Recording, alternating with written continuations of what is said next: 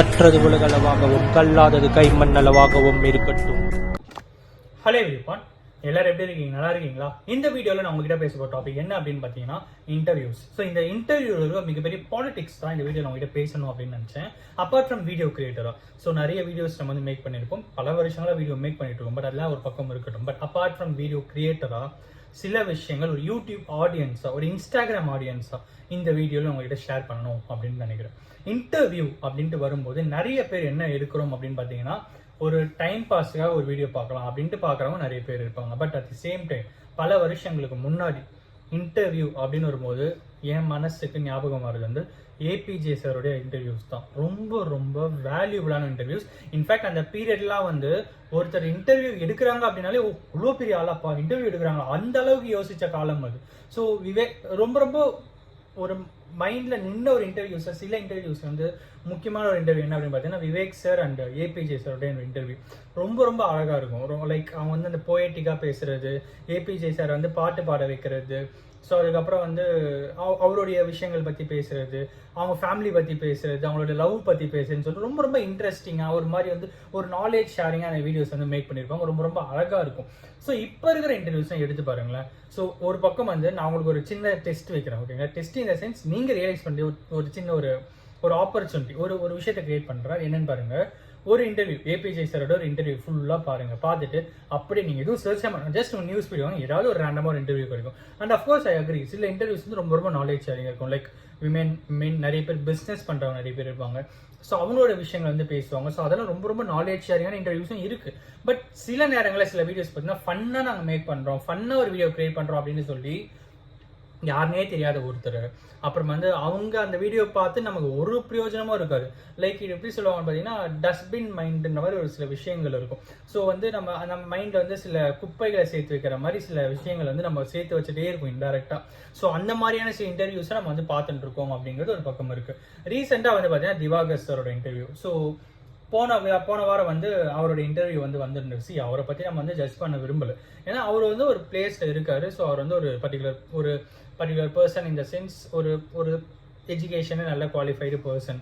So வந்து இன்ஸ்டாகிராம்ல நிறைய ஃபாலோவர்ஸ் வச்சிருக்கிற பர்சன். ஸோ அவருக்குன்னு ஒரு பிளேஸ் இருக்குது அப்படின்ட்டு அவர் ரியலைஸ் பண்ணுறாரு. ஓகே ஃபைன், நம்ம தான் ஒரு இடத்த எடுத்து போயிட்டு வைக்கிறோம், அதில் வந்து எந்த மாற்று கருத்தும் இல்லை. பட் இன்னைக்கு எந்த அளவுக்கு போயிருக்கு அப்படின்னு பார்த்தீங்கன்னா, யாரை நம்ம எந்த இடத்துல இருந்து வைக்கிறோம் அப்படிங்கிறதுலாம் ஒரு பக்கம் இருக்கட்டும். ஸோ அதுக்குன்னு ஒரு ஃபேன் பேஸ் இருக்கிறது ஒரு நியாயமான விஷயம் தான். ஸோ அவங்க கிட்ட ஏதாவது ஒரு விஷயம் நமக்கு பிடிச்சிருக்கலாம், பிடிக்காம இருக்கலாம். ஸோ சிலர் வந்து பிடிச்சி ஃபாலோ பண்ணுவாங்க, சிலர் வந்து இவங்க என்னதான் பண்றான் அப்படின்னு பார்க்கலான்னு சொல்லிட்டு ஃபாலோ பண்ணுறவங்க இருப்பாங்க. அதெல்லாம் ஒரு பார்க்கணும். பட் இன்னைக்கு எந்த லெவலுக்கு போயிருக்கு அப்படின்னு பார்த்தீங்கன்னா, நமக்கு பிடிக்காத ஒருத்தர் வச்சு செஞ்சாங்கன்னா அதுக்குன்னு ஒரு ஃபேன் பேஸ் கிரியேட் ஆகுது, ஓகேங்களா? லைக் இப்போ திவாகர் சார் இன்டர்வியூஸே எடுத்துக்கோங்க. உங்களுக்கு அவரை பிடிக்கல அப்படின்னா அவரை விட்டு வந்துடலாம். ஸோ அவரை வந்து ஒமிட் பண்ணிட்டு நீங்கள் பாருங்க, உங்கள் வேலையை பார்த்துட்டு போகலாம். பட் அப்படி பண்ணுறது இல்லை. உடனே என்ன பண்ணுறாங்க அப்படின்னு பார்த்தீங்கன்னா, லாஸ்ட் வீக் ஒரு இன்டர்வியூ, திவாகர் சார் ஒரு இன்டர்வியூ. ஸோ அன்எக்ஸ்பெக்டடாக அதுதான் நடந்ததோ அப்படின்னு எனக்கு தெரியல. ஸோ அவரை கூப்பிடுறாங்க, 2 பேரும் பேசுகிறாங்க. அப்போ வந்து ஒரு சின்ன கான்ஃப்ளிக்ட் ஆகுது. அதுக்கப்புறம் அங்கேருந்து அவர் எழுந்து வராரு. ஸோ அந்த வீடியோ வந்து சென்சேஷனல் ஆகுது, ஓகேங்களா? ஸோ இது வந்து ஒரு இன்டர்வியூ, இது வந்து ஒரு ஃபேமஸ் யூடியூப் சேனல் வந்து ஒரு இன்டர்வியூ, ஓகேங்களா? ஸோ அதுக்கு அடுத்து அதே டெம்ப்ளேட்டே ஃபாலோ பண்ணி எல்லா யூடியூப் சேனல்ஸும் வந்து இன்டர்வியூஸ் எடுத்துட்டு இருக்காங்க திவாகர் சார் வச்சு. ஸோ எந்த சேனல் போனாலும் நடு இன்டர்வியூலேயே வந்து எழுந்தார், அப்புறம் கோவப்பட்டு எழுந்தார், அப்புறம் வந்து இந்த மாதிரி ஆதங்கப்பட்டு எழுந்துட்டாரு, அப்புறம் வந்து எங்களுக்கு அவங்க திவாகரோட வாக்குவாதம் முடிந்தது, அடித்தடியில் முடிந்தது அப்படின்ற மாதிரி அவரை வச்சு ஒரு டேக் கிரியேட் பண்ணி இப்போ திவாகர் சார் போனாலே அந்த இன்டர்வியூ வந்து எழுந்து போயிடுவாங்க அப்படின்ற அளவுக்கு ஒரு சென்சேஷனை கிரியேட் பண்ணி இந்த மாதிரி வீடியோஸை நிறைய பேர் பார்க்கறதுக்கு இருக்காங்க. ஸோ இந்த மாதிரி வீடியோஸ் நம்ம மேக் பண்ணோம் அப்படின்ட்டு மேக் பண்ணுறாங்க அப்படிங்கிற ஒரு மிகப்பெரிய கொஸ்டின் இங்கே வந்து கிரியேட் ஆகுது. இது மூலியமா நாம என்ன கற்றுக்கிறோம் அப்படிங்கிறதும் இங்கே வந்து இருக்கு. So it is not like, so இதில் வந்து யூடியூப் கிரியேட்டர்ஸ், ஸோ அந்த சேனல்ஸ் வந்து இன்டென்ஷனலாக பண்ணாங்களா அன்இன்டென்ஷனலாக பண்ணாங்களான்னு தெரியாது. திவாகர் சார் இன்டென்ஷனாகவே இதை பண்ணாரா இல்லை அன்இன்டென்ஷனாக பண்ணாரான்னு தெரியாது. 2 பேருமே சேர்ந்து இன்டென்ஷனலாக பண்ணாங்களா இல்லை அன்இன்டென்ஷனாக பண்ணாங்களான்னு தெரியாது.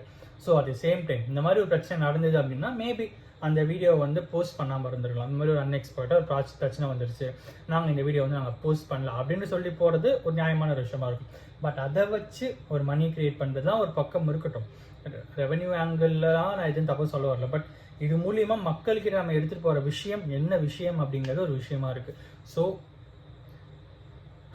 இன்டர்வியூ அப்படின்ட்டு வரும்போது பாலிடிக்ஸ் ரிலேட்டடாக ரொம்ப ரொம்ப ஆதங்கமாக இருக்குது சில விஷயங்கள்லாம் பேசும்போது. ஆஸ் எ யூடியூபராக சில விஷயங்கள்லாம் பார்க்கும்போது ரொம்ப ரொம்ப கஷ்டமாக இருக்குது. என்னடா இது இந்த மாதிரிலாம் இன்டர்வியூஸ் அப்படின்ட்டு சில விஷயங்கள்லாம் பார்த்தீங்கன்னா அரசியல் சார்ந்த இன்டர்வியூஸ் ஒரு பக்கம் இருக்கும், அரசியல் சார்ந்த டிபேட்ஸ் நிறைய பக்கம் இருக்கும்.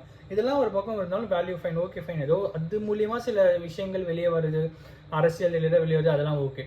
பட் திவாகர் சாரை ஜட்ஜ் பண்ணுற அளவுக்கு நம்ம இல்லை, ஓகேங்களா? இட்ஸ் நாட் லைக் அவர் he's a human being. So அவருக்கான மரியாதை நம்ம எப்பவுமே கொடுத்து தான் ஆகணும். அல்டிமேட்லி அவர் அவரே வெளியே நான் இந்த மதத்தை சேர்ந்தவங்க நம்ம அப்படி இப்படின்னு சொல்லுவாங்க.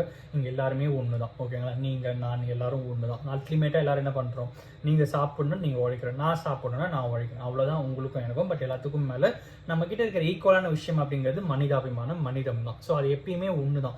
ஸோ அதுக்காகலாம் பார்த்தீங்கன்னா அப்படிலாம் கிடையாது. அல்டிமேட்டாக அவர் ஒரு மனிதர், அதுக்கான மரியாதையை நம்ம கொடுத்து தான் ஆகணும், ஓகேங்களா? ஸோ அந்த விஷயத்தில் அவர் ஒருத்தர் நீங்கள் ஒருத்தரை போட்டு ப்ளேம் பண்ணுறது, திட்டுறது, இந்த வீடியோ அண்ட் அஃப்கோர்ஸ் நான் இன்னொரு விஷயம் சொல்ல வரேன். இந்த வீடியோ அவருக்கு சப்போர்ட் பண்ணுற வீடியோன்னு கேட்டிங்கன்னா டெஃபினெட்லி நாட். அவர் ஒரு எக்ஸாம்பிளாக தான் நான் எடுத்து பேசிட்டு இருக்கேன். இந்த மாதிரி நிறைய பேரை வச்சு நான் பண்ணிட்டு இருக்கோம். நிறைய பேரை நம்ம இந்த மாதிரி விஷயங்கள் இன்வால்வ் பண்ணிட்டு இருக்கோம். தேவையில்லாமல் ஒருத்தர் இன்வால்வ் பண்ணுறது, தேவையில்லாமல் ஒருத்தர் இன்வால்வ் பண்ணி அவர் மேலே இஷ்யூ கிரியேட் பண்ணி நிறைய விஷயங்கள் பண்ணிட்டு இருக்கோம். ஸோ இதெல்லாம் இல்லாமல் இன்டர்வியூ அப்படின்ட்டு வரும்போது அது மூலியமாக மக்களுக்கு நம்ம என்ன சொல்ல விரும்புகிறோம் அப்படிங்கிறது ரொம்ப ரொம்ப முக்கியமான ஒரு விஷயம்.